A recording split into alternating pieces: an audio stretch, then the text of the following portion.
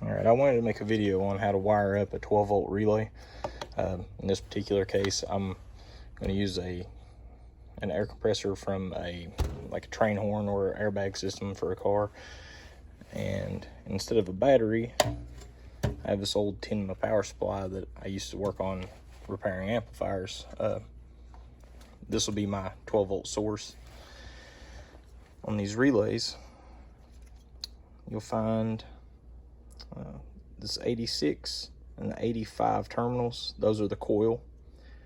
They will actually be what engages the relay itself.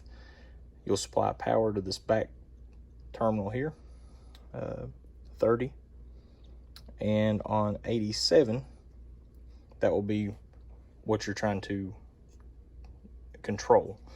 So in this case, I'm going to supply,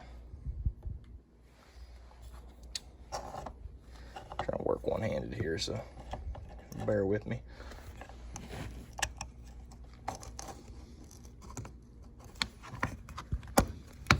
Okay, so I'm just going to use these alligator clips. I have the ground coming off of here. It's just going across and it's connected to the negative on this compressor. Then I have another one coming off that's going to go to this side for the coil. So I'm going to go ahead and hook it on there. And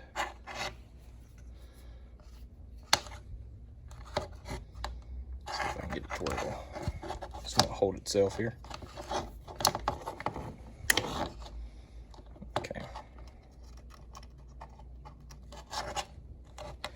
So that's on there. This hot wire is supplied to the contact going to the other side where the compressor is. And typically what you'll have, let me try and get this loose a little bit, you'll have a wire coming from the 12-volt off of either a key hot or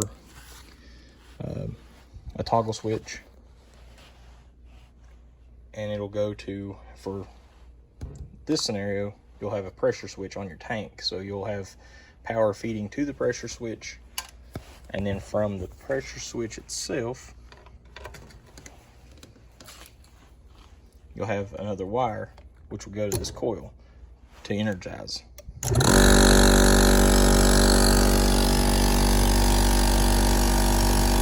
So you can see there's 10 amps of current there.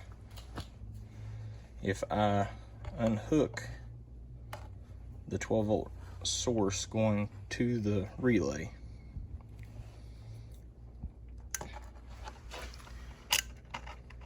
you really can't even see. I don't know if you can hear this. That's the relay coming in, but the current, which is right here, that'd be this needle on this side, you don't see it moving hardly any for the coil by itself. So what that does, it allows a smaller control circuit to control something that demands a little more current. That way you're not overloading that smaller circuit. This also works for car audio. A lot of times people will have multiple amplifiers, and that small remote wire, it's a lot easier on the head unit of the amplifier or on the CD player if you go through a relay.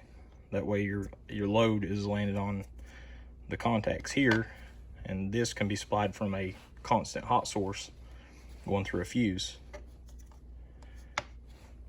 Saves a little bit of wear and tear on some of your electronics. I hope this helps a little bit. As far as fusing, I'd make sure personally to have some type of fuse that matches to the sizing of the wire and the load that you have coming from the source at the beginning of that wire going out. This particular situation, I don't need it. This is a regulated power supply. It'll overload itself and shut off.